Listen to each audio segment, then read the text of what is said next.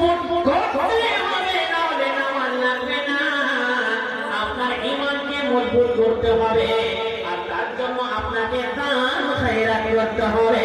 এটা একটা ইবাদত। আপনি রোজা করবেন, এটা একটা ইবাদত। আপনি হজ করবেন, এটা একটা ইবাদত।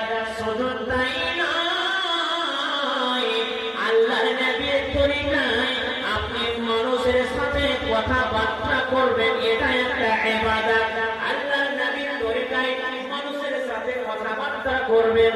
সাহাবীদেরকে বলতেন, এই সাহাবীরা, তোমরা নেককারের সঙ্গে আমি যেভাবে কথা বলি ওইভাবে তোমরা কথা বলো, এতে তোমাদের সওয়াব আছে।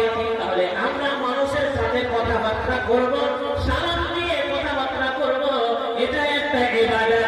আর রাস্তায় চলাচল করব, এটা একটা ইবাদত। শুধু তাই নয়,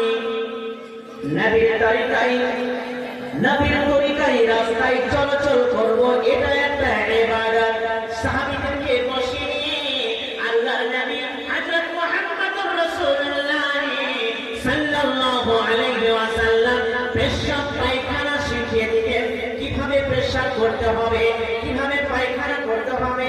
এই যে শিক্ষা দিলেন, এই পেশাব পায়খানা নবীর তরিকায় যদি করা হয়, সেটা একটা ইবাদত। আপনি কোন দিকে থুতু ফেলবেন, আসমানে ছুঁড়ে ফেলবেন, ডান দিকে ছুঁড়ে ফেলবেন, সামনে ফেলবেন, পিছনে ফেলবেন। আল্লাহর নবীর তরিকায় বাম দিকে ফেলবেন, পায়ের কাছে ফেলবেন, এটা একটা ইবাদত। শুধু তাই নয়, আপনি আল্লাহর নবীর তরিকায় শিক্ষা মতো স্বামী স্ত্রীর স্বামীর সঙ্গে মিলন করবেন, ওটাও একটা ইবাদত। তাহলে আল্লাহর নবীর তরিকায় আল্লাহকে খুশি করার জন্য যেই কাজটা করবে সেটা হলো ইবাদত। জি, সেটা হলো ইবাদত। আল্লাহু আকবার। তাহলে বুঝে গেলেন যে যেই কাজটা করলে নবীর তরিকায় যদি হয় সেটা ইবাদত।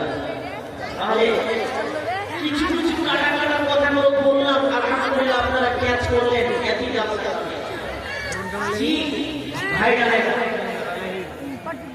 আল্লাহু আকবার। যারা উঠে পড়ে গেছে পালে না, ইজ্জত আপনাদের চলে যায় না, এই ইজ্জত কমে গেল এখানে বসে থেকে না। আজকের দিনে যারা আপনারা ওরা বলছে আমাদের ইজ্জত কমতে বেশি, আমরা এই দাঁড়াতে কামিয়ে বললাম, আর বাকি যে লোক বসে আছে বোকা, এসব বোকা বসে আছে। আচ্ছা বলুন তো, ইজ্জতের মালিক কে? ইজ্জতের মালিক কে? আল্লাহ। চিল্লাতে পারছেন না? ইজ্জতের মালিক হচ্ছে আল্লাহ। তাহলে পবিত্র কোরআনে মহান আল্লাহ কত সুন্দর করে ওটা বলে দিয়েছেন, কত ইজ্জু মান তাশা কত জিল্লু মান তাশা। আমরা ওলামারা, আলেম ওলামারা এক তরজমা করি কিভাবে? আল্লাহ চাইলেই মানুষকে ইজ্জত দেয়, আর যাকে ইচ্ছা তাকে জলিল করে দেয়। আল্লাহ মানুষকে বাদশা করে, আবার যদি আল্লাহ রাস্তায় কান খুশি করে তাকে জলিল করে দেয়, তাকে কাঙ্গাল করে দেয়, তাকে রাস্তার ফকির করে দেয়। জি, এই আয়াত থেকে তরজমা করছেন একটি কবি, কবিতার সাথে। কবি বলছেন, কবি কাজী নজরুল ইসলাম নাম শুনেছেন? শুনেছেন কাজী নজরুল ইসলাম? কবিতাকে বলা হয় বিদ্রোহী কবি। এই কবি বিদ্রোহী কবি বলা হয়। জি, বিদ্রোহী কবি একে বলা হয়। একটি কবিতা লিখেছিলেন, কিভাবে জানেন?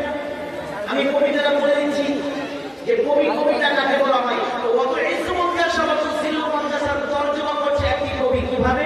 তবে কাজী নজরুল ইসলাম যে কবিতাটা পাঠ করেছেন সেটা বলছি। সেই কবিতাটা হচ্ছে বলবীর।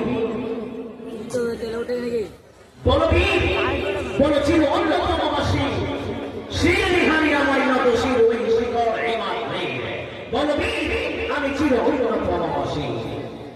বল মহাবিশ্বের মহাকাশ হরি, চন্দ্র সূর্য কোন হতার ছাড়ি, গোলক ভৈরব ভৈরব ভেদিয়া খোদার আশা এদিয়া উঠিয়াছি চির বিশ্বময়। আমি বিশ্ব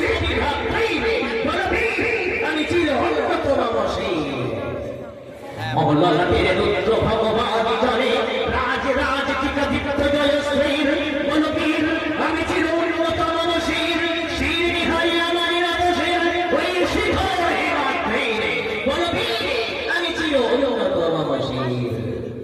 এটা হচ্ছে বিদ্রোহীর কবিতা। এইভাবে তর্জমা করছে একটি কবি। এই কোরআনের তর্জমা হলো ইজ্জুমান্তা শাহ অথবা জিল্লুমান্তা শাহ। কি বলছেন? আসছে পথে আধার নেমে তাই বলে কি রইবে থেমে, আসছে পথে আধার নেমে তাই বলে কি রইবে থেমে, বারে বারে জ্বলবে বাতি হয়তো বাতি জ্বলবে না, তাই বলে তোর ভিড়ের মতো বসে থাকা চলবে না, তাই বলে তোর ভিড়ের মতো বসে থাকা চলবে না। আলোক ছায়া হাসিয়া বাসরু বিকাশার কপিরি কান্নার কখনো রাজ্য লতিতে রাজাই